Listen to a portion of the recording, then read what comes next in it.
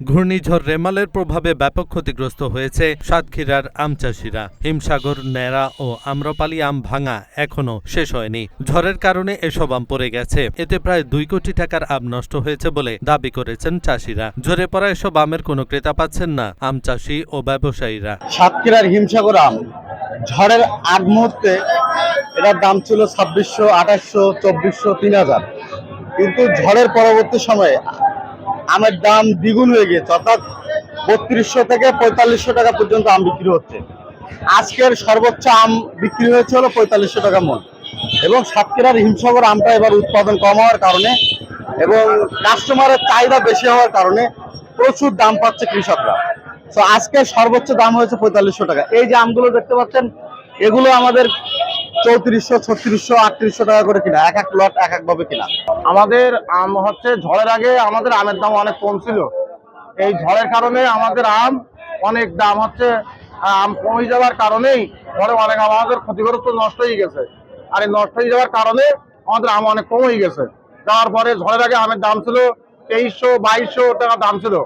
আর এই ঝড়ের পরে এখন আমের দাম হয়ে গেছে আমাদের এখন 3400, 3200 টাকার নিচে কোনো আম নেই এবং আম নেই বলে চলে। সাতক্ষীরা কৃষি সম্প্রসারণ অধিদপ্তর থেকে জানা যায়, সাতক্ষীরা জেলায় এবার আম উৎপাদনের লক্ষ্যমাত্রা নির্ধারণ করা হয়েছে 50,000 টন। তবে ঘূর্ণিঝড় রেমালের প্রভাবে আম পড়ে জেলায় 322 টন আমের ক্ষতি হয়েছে। এবছর সব মিলিয়ে 4118 হেক্টর জমিতে আমের আবাদ হয়েছে। জেলায় সরকারি তালিকাভুক্ত 5299টি আম বাগান ও 13,100 জন আম চাষি রয়েছেন।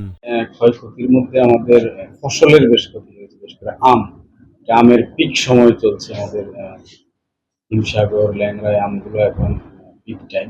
প্রায় 100 হেক্টরের উপর আম ঝড়ে আম ঝরে পড়েছে, পাট ক্ষতিগ্রস্ত হয়েছে, আমাদের সবজি ক্ষতি হয়েছে। তো আমের বিষয়টা আমরা এখন ক্ষতির পুরো পরিমাণটা আমরা ডিফর্ম আকারে ইন্ডিভিজুয়াল নির্ধারণ করছি। এটা সম্পূর্ণ হলে মোট কত টাকার আম ক্ষতি হলো সেটা।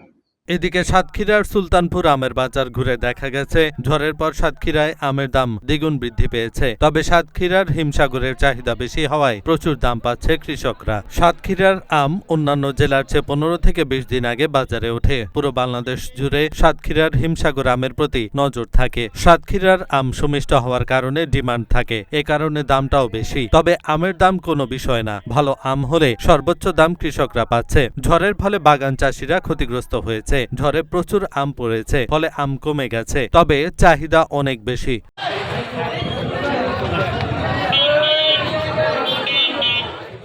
এহসানুল হক, ঢাকা পোস্ট।